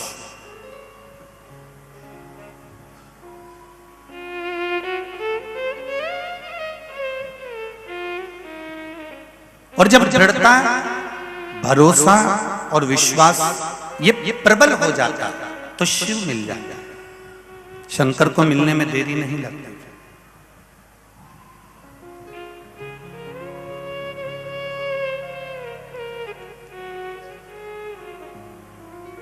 एक ब्रह्मा जी ने भगवान शिव पर विश्वास नहीं करा था तो ब्रह्मा जी को बार बार कष्ट सहना पड़ा था।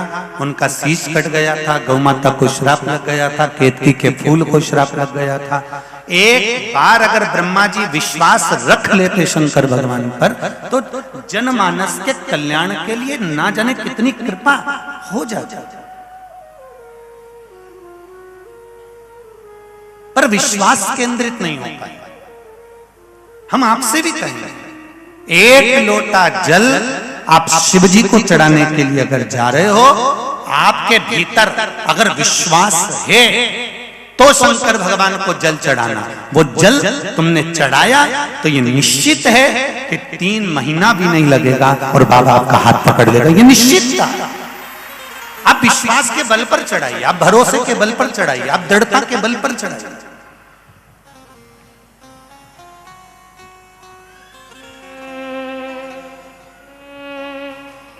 मैंने तेरे ही भरोसे ओ बाबा, तेरे ही भरोसे हवा बिच उड़ती जावांगी।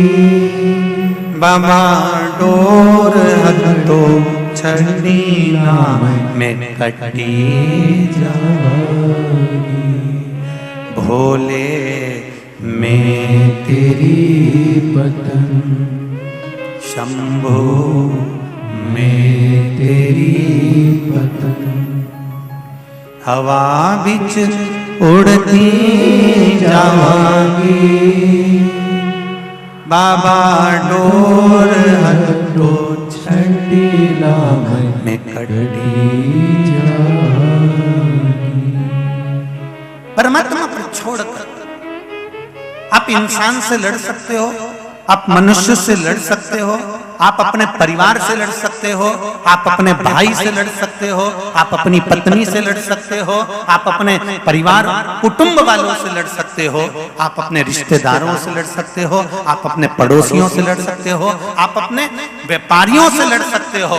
पर शिव पुराण कहती है आप अपने भाग्य से नहीं लड़ पाओगे।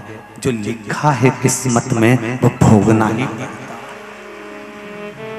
जो लिखा ललाट पर उसको भोगना।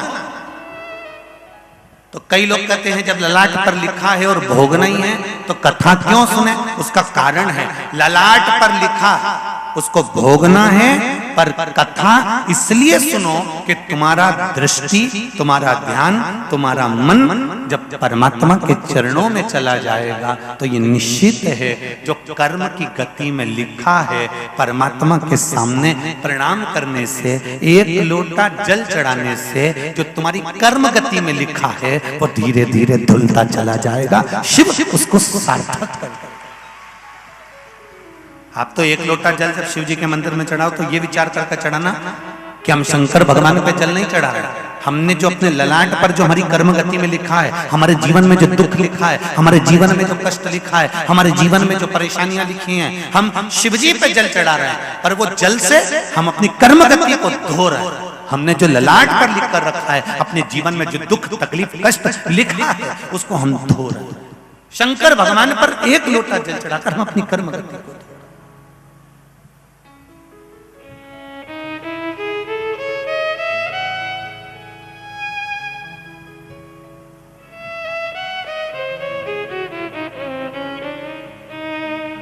खाली न जाता कोई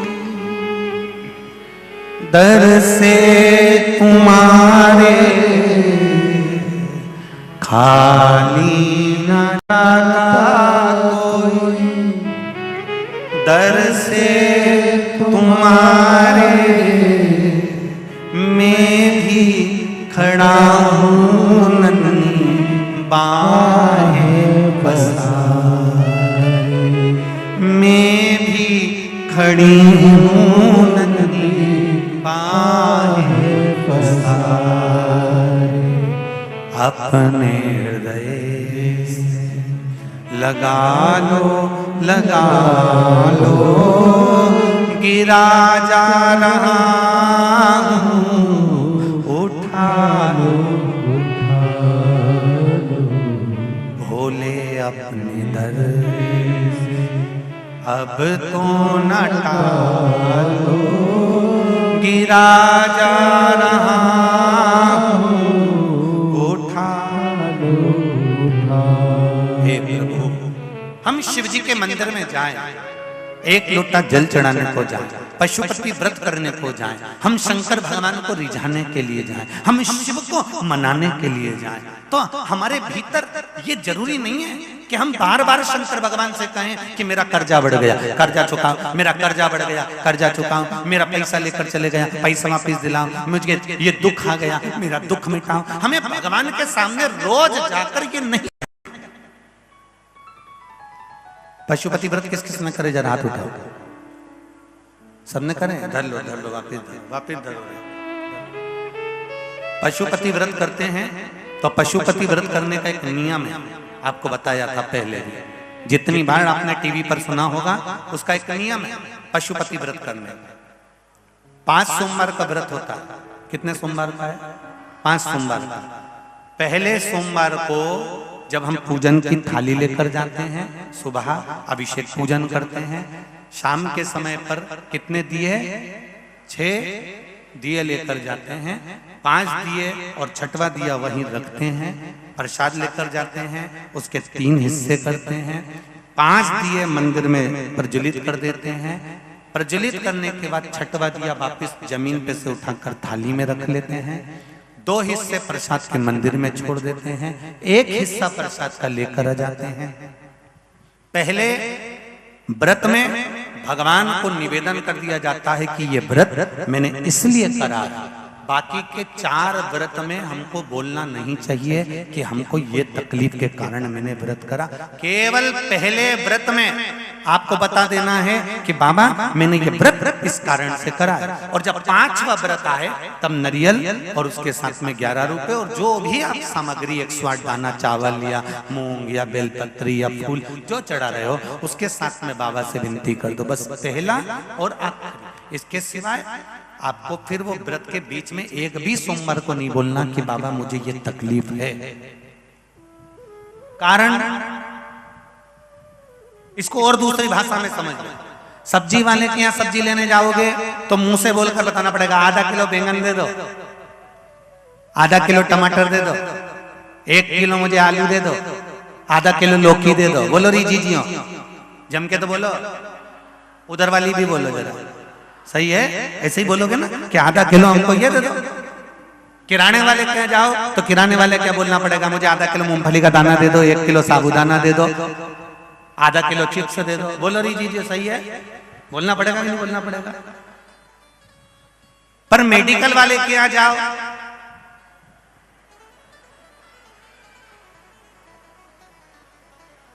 बोलना पड़ेगा। पर्चा डॉक्टर का सर, और मेडिकल वाले क्या तुमने पर्चा दे दिया, अब चुपचाप खड़े रहो, मुंह से आवाज नहीं आना चाहिए। मेडिकल वाला अपने दिमाग से यहाँ पेन घुसा होगा,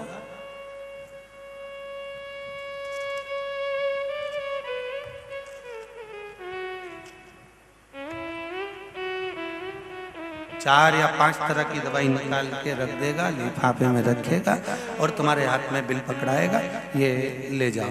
तुमने वहां पे चिल्ला चिल्ला के किया कि आधा किलो ये दे दो तो 5 गोली इसकी निकाल दो तो 6 गोली इसकी। तुमने बस केवल पर्चा दिया और मेडिकल वाला इतना समझदार, उसने देख लिया बस पर्चा आ गया है और मुझे इसको दुख मिटाने की दवाई देना है। उसी तरह मेरा भोलेनाथ है, पहले दिन पर्चा दे दो, दवाई सब सामने।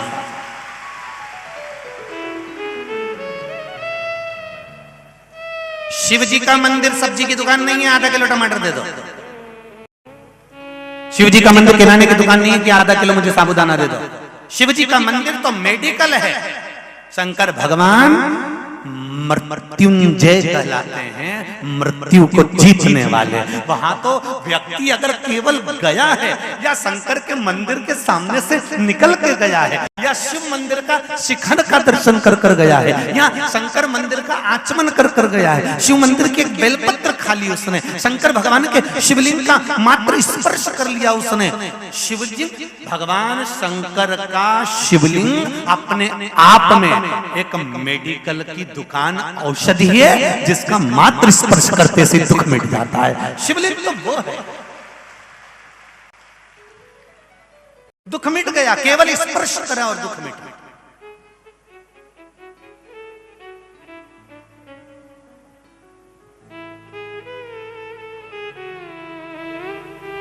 शंभु शरणे पड़ी मांगू घड़ी दुख काटो दया करी न दर्शन। शिव जी का मंदिर, भगवान शंकर का शिवालय, भगवान शंकर की चौखट, भगवान शंकर का द्वार, भगवान शंकर का शिवलिंग तो वो औषधि की दुकान है जहां पर केवल एक बार जाकर बोलना पड़ता है, एक बार जल भरकर लोटा भर पानी चढ़ाना पड़ता है और कहने की जरूरत नहीं है। शिव समझ जाते हैं ये मेरे दरवाजे पर क्यों आया है, ये मेरी चौखट पर क्यों पहुंचा है। एक पत्र आया है,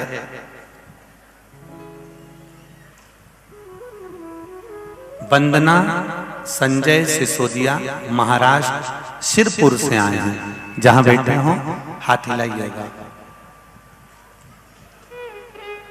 आप ही हैं? श्री शिवाय नमस्तुभ्यम, दोनों हाथ हिला दो। जिस बच्ची की आंख में सरिया घुसा था वो बेटी आई है साथ में? नहीं आई है।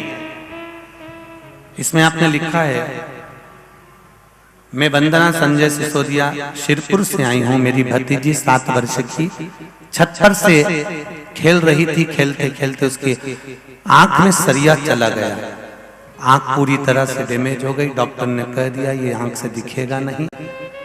ऑपरेशन की तैयारी हो गई, 50,000 रुपए डॉक्टर ने ऑपरेशन का बोला। बाद में डॉक्टर ने कहा कि इसकी कोई गारंटी नहीं है, आंख नहीं आएगी ये निश्चित है क्योंकि सरिया पूरी आंख में जा चुका है। तब मेरे भाई का फोन आया और वह बहुत रो रहा था। तब मैंने कहा कि श्री शिवाय नमस्तुभ्यम का निरंतर जाप करो और 1 लोटा जल शिव जी को चढ़ाओ। डॉक्टर को दिखाओ, मना नहीं है, दूसरी जगह ले जाओ। आरोही के दादा दादी चाचा चाची तुरंत उसके घर के पास शिव मंदिर पहुंचे और उन्होंने 1 लोटा जल चढ़ाया और शंकर भगवान का श्री शिवाय नमस्तुभ्यम का जाप किया और शिव जी को कहा कि माता पिता ने कहा कि हमारी आरोही का आंख ठीक होगी, शिव मंदिर में आएंगे और बाबा एक बेलपत्री के साथ में जैसा कहा है उसी के अनुसार हम नेत्र भी समर्पित करेंगे। बाबा की कृपा ऐसी हुई, ऑपरेशन की तैयारी थी पर डॉक्टर ने कहा कि एक चेकअप करते हैं। उस चेकअप में दवाई डाली गई और दवाई डालते से बेटी की आंख वापिस आ गई, ऑपरेशन नहीं करना। ये शिव है, बैठिए बहन, श्री शिवाय नमस्तु। ये ओघड़ी है। उस बेटी की आंख का फोटो भी दिया है जिसमें आंख में सरिया गया था और दूसरा फोटो भी लगाया गया है जो सरिया निकलने के बाद बेटी ठीक हुई। श्री शिवाय नमस्तु। ये ओघड़ी है, मेरा शंभू, मेरा शंकर।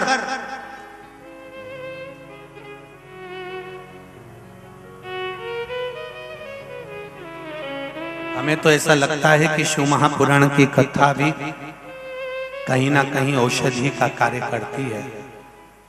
ये जितने लोग कथा को श्रवण करने आए हैं, अगर विश्वास रखकर शिव की कथा सुनते हो ना, तो ये निश्चित है अगली कथा में आप भी जैसे 20,000 लोग इस पंडाल में बैठे मिल रहे हैं, अगली कथा में तुम भी बैठे मिलोगे।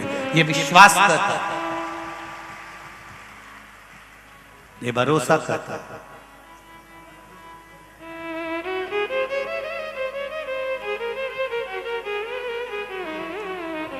ये मेरा शंभू, ये मेरा शंकर का करुणा करता है।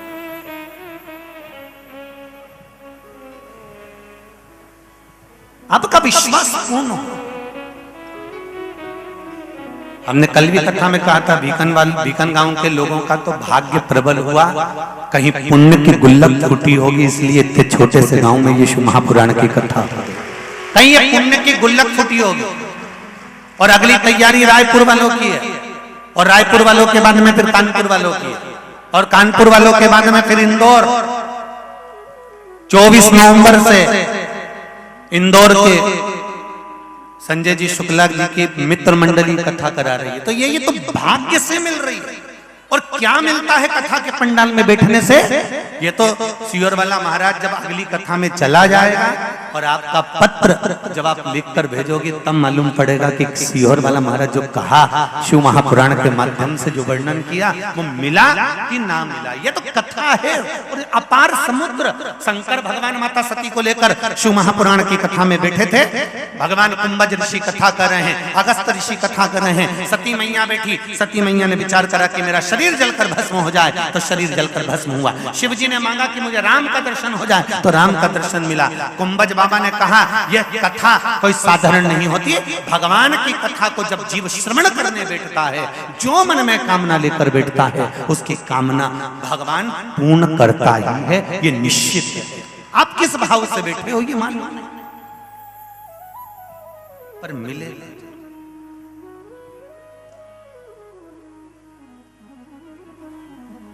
बस आप दिल से उसको पुकार, दिल से। पर शिव महापुराण की कथा कहती है अगर लिखने वाले ने लिखा है तो आपकी भक्ति के बल पर, आपके भजन के बल पर इस भाग्य की लेखनी को भी काटा जा सकता है।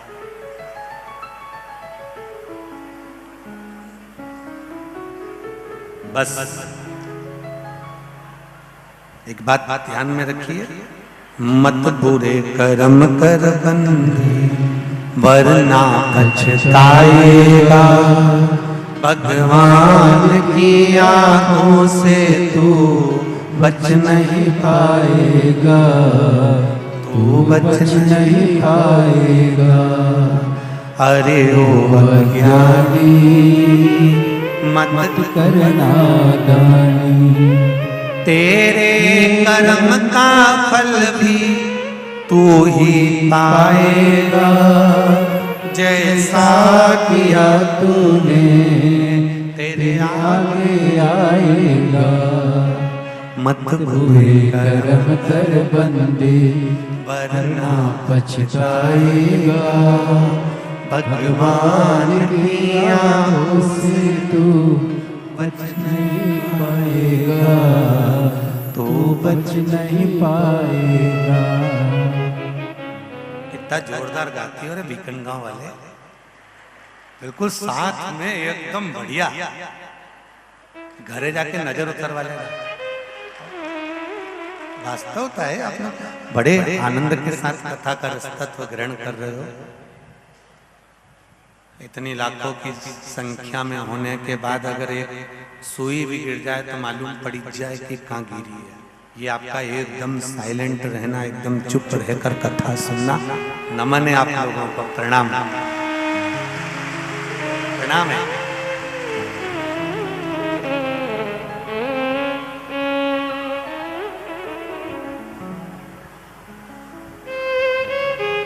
कोई कह रहा था सीवर वाले गुरुजी के साथ में तो जितने भी श्रोता आते हैं ना, ये सब पोटला पोटली वाले हैं।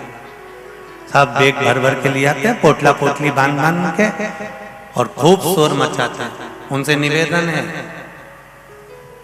दो पर भरोसा भारी है, एक त्रिशूलधारी और एक पोटलाधारी।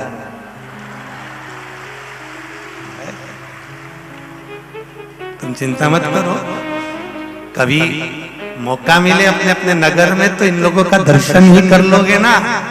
हम कई बार कथा में कहते हैं, शिव भक्त की ना निंदा सुनना ना निंदा करना, और अगर मंदिर भी ना जा सको तो शंकर के जो भक्त होते हैं ना, उनका केवल दर्शन कर लेना, उतने में ही आनंद हो जाएगा। तो इनका तो दर्शन ही मूल है, उतने में ही आनंद की अनुभूति।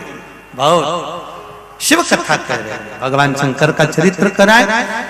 ब्रह्मा जी को विश्वास जागृत नहीं हुआ था, माता सती के मन में विश्वास जागृत नहीं हुआ था, इसलिए इनकी गति थोड़ी सी गड़बड़ हो गई। अगर विश्वास जागृत हो जाता तो ये निश्चित है कि परमात्मा कुछ ना कुछ अच्छा कर जाता। हमारे ललाट का देंगे मौका, बैठो बैठो बैठो। अपने ललाट पर जो लिखा हुआ, उस ललाट का लिखा हुआ, हमारी कर्म गति का लिखा हुआ, हमारे भजन के माध्यम से, तब साधना के माध्यम से, भगवान की अविरल भक्ति के माध्यम से ही काटा जा सकता है, केवल भक्ति के माध्यम से। उसके सिवा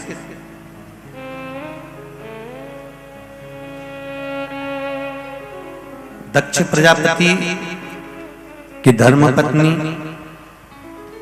प्रसूति और माता प्रसूति के गर्भ से कई कन्याओं का जन्म हुआ। कन्याओं के जन्म के बाद में भी अगर दक्ष प्रजापति ने मां जगतजननी दुर्गा भवानी से, मां आदिशक्ति से अगर कुछ मांगा तो केवल इतना मांगा कि मेरे घर में एक बेटी का जन्म और हो जाए।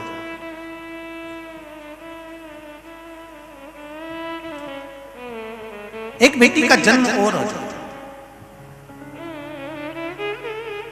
एक बात अपने जीवन में उतार कर रखिए, जिन माता पिता ने हमको जन्म दिया है, जिन माता पिता ने हमको पैदा किया है, उनसे कभी अपेक्षा मत रखो कि इनकी दौलत भी हमको चाहिए। दूसरा, जिस पिता ने अपनी बेटी का कन्यादान किया है, जिस बाप ने, जिस पिता ने अपनी बेटी, जिसको पाल पोस कर बड़ा करा, उस बेटी को तुम्हारे हाथ में दे दिया, उस पिता से ये अपेक्षा मत रखो कि ये दहेज बहुत देगा।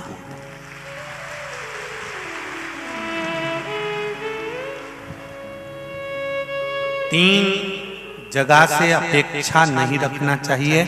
पहला, अपने माता पिता से अपेक्षा मत रखो, जिन्होंने जन्म दे दिया, तुमको शरीर दे दिया, अच्छा पढ़ा लिखा दिया, अच्छा बना दिया, उनसे अपेक्षा मत रखो कि ये हमको दौलत देंगे। दूसरी अपेक्षा, अपने सास ससुर से मत रखो, जिसने कन्यादान करा है, बेटी दी है, उससे दहेज की अपेक्षा मत रखो। और तीसरा, हर एक व्यापारी को ग्राहक से ज्यादा धन की अपेक्षा नहीं होना चाहिए। थोड़ा बहुत बढ़ाकर मिले पर दुगना या चौगुना नहीं, ये अपेक्षा नहीं रखना। अपेक्षा अगर लेने की रखना है तो शिव महापुराण की कथा कहती है कि जिस शंकर के मंदिर में आप एक लोटा जल चढ़ाने के लिए जा रहे हो, अपेक्षा मेरे महादेव से रखना, सब कुछ वो देंगे। आज सबसे ज्यादा दिक्कत की घड़ी यह है कि बहुओं की सबसे बड़ी गलती ये हो जाती है कि वो अपने सास ससुर से ये अपेक्षा रखने लगती हैं कि ये हमको चेन देगी, हमको अंगूठी देगी, और बाद में ना चेन दी ना अंगूठी दी और ठेंगा दिखा दिया तो दिल दुखी। अपेक्षा नहीं।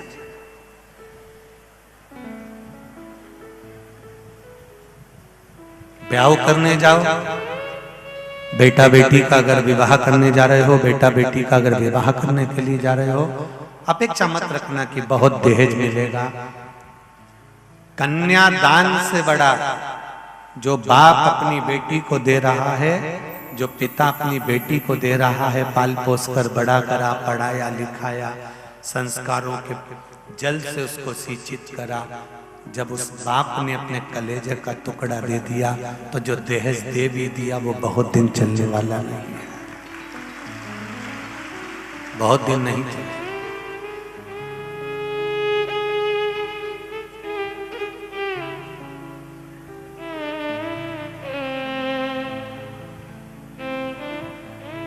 किसी पिता की बेटी की अगर शादी है और तुम लड़की की शादी के रिसेप्शन में गए हो, तो एक निवेदन आप सबसे करूंगा, आपको अच्छा लगे तो ठीक है, नहीं तो भीकन गांव में तो हम कहकर चले जाएंगे। अच्छा लगे तो स्वीकार करना, किसी पिता के घर में अगर बेटी का विवाह है और उसके घर के रिसेप्शन में तुम पहुंचे हो, शादी में तुम पहुंचे हो, तो थाली में झूठा छोड़ने से पहले विचार जरूर करना कि उस बाप ने कितनी मेहनत कर कर कमाया होगा, तब यहां लगाया।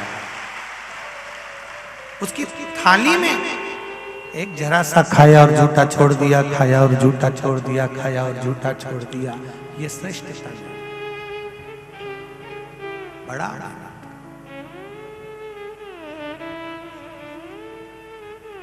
आज कथा तो आपको दिख रही है कि ये कथा हो रही है भीकन गांव में, पर जैसे एक पिता अपनी बेटी के लिए कितना जोड़ता है, करता है, उसी तरह जैसे कथा दिख रही है, शादी दिखती है, ऐसे महिला मंडल से कोई पूछे 2 साल 1.5 साल पुरानी ये कथा, 2 साल पुरानी ये कथा ली हुई, कब से तैयारी कर रहे होंगे, कब से लगे हुए होंगे। जरा पिता माँ अपनी बेटी के लिए क्या नहीं करती है।